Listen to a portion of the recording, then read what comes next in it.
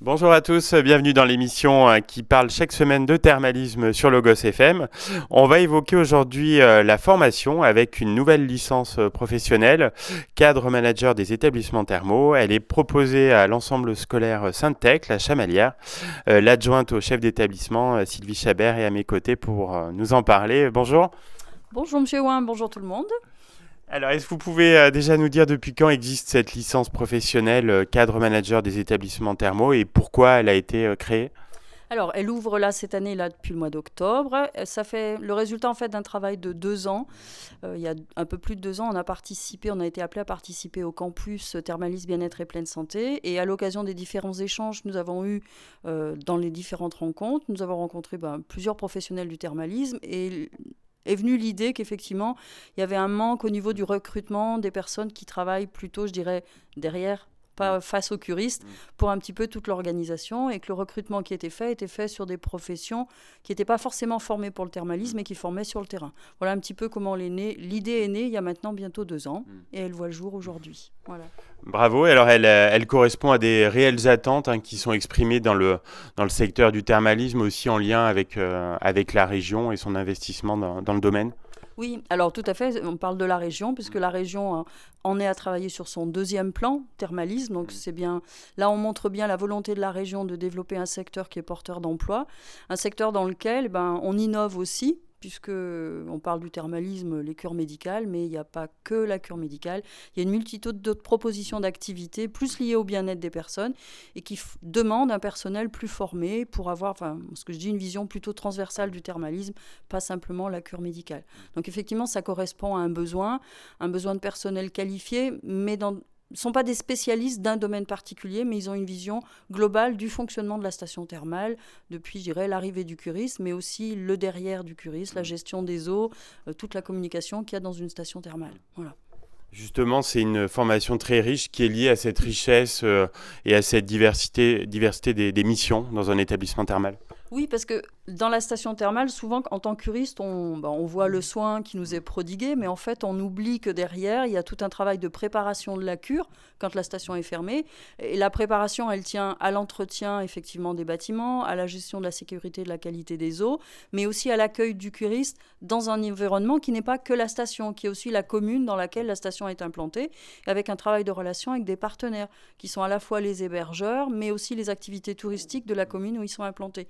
Donc l'objectif dans la formation, c'est d'avoir des étudiants qui se forment, mais aussi des personnes qui sont dans les stations thermales, qui peuvent venir se former, avoir une vision totalement globale de la station thermale, la station en elle-même, mais la station dans son environnement, pour lier des liens avec des acteurs qui sont diversifiés. Des acteurs qui sont aussi les acteurs de la région, potentiellement. Quel type d'enseignements donc, sont prodigués dans cette licence cadre manager des établissements thermaux? Alors, c'est une licence qui a deux volets. Une partie plutôt enseignement plus théorique et généraliste parce qu'il s'applique un petit peu à n'importe quel champ. C'est tout ce qui va concerner le management des personnels, les ressources humaines, tout ce qui va concerner le côté budgétaire, la comptabilité, les contrôles budgétaires. Et puis, à côté de ces enseignements très généralistes, on a des enseignements qui se développent plus en lien avec le thermalisme. Donc, on a une approche de la prévention en santé, notamment au cours duquel on aura le professeur Bignon qui va venir faire une intervention, qui est particulièrement sensible au thermalisme. On a une approche aussi donc, de tout ce qui est l'environnement législatif, économique et politique du thermalisme, qui est quand même quelque chose de très particulier. Ce n'est pas n'importe quel type d'institution au niveau des établissements thermaux. Ils vont travailler également sur l'aspect marketing et communication externe. Donc tout à l'heure, je parlais de communiquer, certes en destination des curistes, mais aussi des institutions avec lesquelles ils travaillent. Le côté institutionnel est quand même important dans les stations thermales. Ils vont travailler sur cet aspect aussi prise en charge du curiste. Le curiste classique est une personne, on va parler de patient, et donc il y a toute une relation patient-soignant qui est important à prendre en compte et qui passe à travers la gestion du personnel, mais aussi l'approche du patient qui n'est pas du tout la même. Et puis, on est bien conscient que dans le développement du thermalisme, il n'y a pas que la cure médicale, il y a tout l'aspect bien-être. Et là, on accueille des personnes qui ne sont pas forcément des gens malades, mais des gens qui veulent se faire du bien.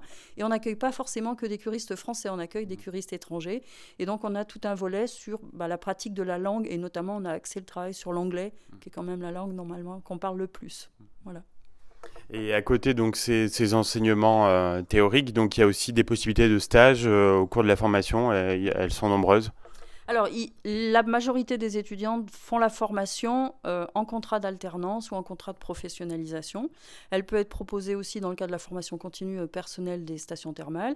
Et sur l'ensemble de l'année, ça fait à peu près 40 semaines en entreprise, avec une forte présence en cours en début d'année scolaire, c'est-à-dire aux alentours d'octobre jusqu'à à peu près janvier-février, où là, ils sont en moyenne 2 semaines voire 3 semaines en cours. Et puis après, à partir de février, ils vont être qu'une semaine en cours et tout le reste en entreprise. La plupart du temps, l'alternance se fait dans la même entreprise, mais il peut aussi être envisageable de couper effectivement ces alternances sur 2 entreprises. Voilà. Donc c'est vraiment un temps fort en entreprise, un temps en école, parce qu'il faut quand même avoir des connaissances sur le thermalisme. On ne rentre pas dans une station thermale comme ça, il y a quand même des spécificités. Et puis après, petit à petit, on diminue ce temps de théorie pour passer à de la pratique en station thermale, avec une présence complète en station thermale de juin à fin septembre. Voilà. Merci Sylvie Chabert. On fait une petite pause musicale. On se retrouve donc de ce En Peignoir, donc consacré à la licence professionnelle cadre manager des établissements thermaux, qui est proposée depuis cette rentrée donc à Saint-Thècle, à Chamalières. Je suis toujours donc avec Sylvie Chabert, donc qui est adjointe au chef d'établissement. Sylvie, quels sont les apports de la formation à son issue? Quel type d'action on est en capacité de mener? Alors, les apports de la formation, il faut bien voir que quand elle a été travaillée avec un certain nombre de responsables de stations thermales, on s'est dit que la personne qui faisait la formation devait sortir avec une vision globale de la station. C'est pas un spécialiste de la comptabilité, mais il doit comprendre comment on peut traduire justement ces chiffres comptables à travers la mise en place de projets derrière, est-ce que c'est faisable ou pas. Donc forcément, tout ce qu'ils vont apprendre vont leur permettre après d'occuper potentiellement des postes un petit peu différents dans les stations thermales en fonction des besoins. C'est un poste, ça peut être un poste plus tourné vers la mise en place de projets de prévention avec les curistes, parce qu'on sait bien qu'il y a le temps de la cure, mais il y a l'après-cure et ça doit continuer, donc il y a tout un travail d'éducation. Mais ils peuvent aussi être sur des postes plus liés à du marketing et du relationnel, avec le curiste, comme j'ai dit tout à l'heure, avec les institutions, les communes et d'autres partenaires avec qui ils travaillent. Ils peuvent être simplement à la gestion, je dirais, des réservations des curistes, parce qu'il faut comprendre comment fonctionne la cure. Ils peuvent travailler sur plutôt le côté qualité de la cure, sécurité et qualité de la cure, puisqu'on sait qu'il doit y avoir des règles à respecter en matière des eaux. Donc effectivement, en fonction de la station dans laquelle ils vont travailler, la mission qui va leur être confiée peut être tout à fait différente. L'avantage, c'est d'avoir cette vision globale du fonctionnement d'une station thermale qui leur donne des ouvertures tout à fait différentes. Oui, c'est très varié, donc on imagine que les débouchés ne manquent pas à l'issue de la formation. Non, il y a des possibilités d'emploi. Alors, comme je dis, quand on fait la formation station thermale, on peut imaginer qu'ils peuvent aussi être embauchés sur d'autres types de formations pour lesquelles, d'autres postes. Alors, on parle tout ce qui est à l'assaut, spa, pour lesquels il n'y a pas la même réglementation sévère sur certaines choses. Et donc, si on a la compétence pour travailler en station thermale, on peut travailler bien sûr sur d'autres types de domaines. Mais vraiment, l'objectif, c'est de leur permettre de s'insérer dans un milieu qui, souvent, pour ces jeunes, n'était pas forcément un milieu très connu, mais qu'en fait, ils découvrent. On avait parlé de l'image du thermalisme, et en fait, effectivement, ils découvrent que le thermalisme n'est pas du tout ce qu'ils pensaient. Quels sont les prérequis pour accéder à cette formation ? Alors, c'est une formation, on y accède avec un bac+2. On n'a pas fait le choix de sélectionner, on ne demande pas forcément un bac+2 spécifique. On demande de l'intérêt pour le milieu du thermalisme, envie de découvrir aussi ce milieu. Et du coup, on a des jeunes qui viennent de milieux tout à fait différents. On a des jeunes qui ont fait des formations, par exemple, sur DAX, sur la qualité des eaux. On a des jeunes qui ont fait des BTS en économie sociale et familiale. Il y en a qui ont fait des BTS en services et prestations du secteur sanitaire et social. Mais on peut aussi accueillir des jeunes qui ont fait des BTS cosmétiques, esthétiques, même des BTS tourisme. C'est un débouché aussi pour le tourisme, parce qu'il y a forcément du lien. Le seul critère, c'est ça. C'est un bac+2 pour pouvoir accéder à un niveau licence.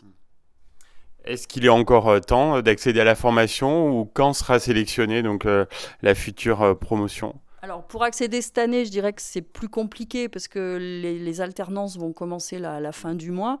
Donc, à moins d'avoir une station qui a envie de nous envoyer quelqu'un, ça sera possible de récupérer les cours, ça c'est sûr. Après, pour la prochaine promotion, les formations, les recrutements va commencer à partir de mi-avril jusqu'à fin juin. Généralement, le dossier de la candidature est en ligne sur le site de l'établissement et il y a les dates de sélection. Donc voilà, et dans la sélection, forcément, on attend de la part des jeunes ou des moins jeunes, parce que ça s'adresse à tout le monde, qui nous montrent une certaine motivation pour ce milieu, ou l'envie de découvrir un milieu qu'ils ne connaissent pas. Les cours ont commencé, comment ça se passe? Alors, les cours ont commencé mardi, voilà, on a fait la rentrée, nous les enseignants, lundi. Mardi, les cours ont commencé. Alors, c'est un peu étonnant parce que c'est une toute petite promo, mais du coup, ça fait des liens un petit peu différents. Et là, j'ai eu le retour depuis le début de semaine des enseignants professionnels qui sont venus et qui, du coup, apprécient cette promotion. Parce qu'un petit groupe motivé qui participe énormément, donc c'est bien. Alors Sylvie, je ne sais pas si vous connaissez l'émission, mais j'ai une question rituelle en fin d'émission. Quand vous êtes-vous retrouvés en peignoir la dernière fois? Alors, en peignoir, si c'est en peignoir dans une station thermale, je dois dire que ça doit remonter à une trentaine d'années. Il faut y remédier. Oui, mais pourquoi pas, j'y pense, parce que j'ai repéré un certain nombre de petites activités de bien-être dans nos stations thermales auvergnates, et très franchement, ça donne des envies. Merci beaucoup en tout cas pour votre participation, c'était vraiment très intéressant et on vous souhaite pleine réussite donc pour cette licence professionnelle cadre manager des établissements thermaux et on invite toutes les personnes intéressées donc à aller sur le site de Syntec. Merci encore. Merci beaucoup à vous d'être venus et de nous soutenir dans notre projet. Merci.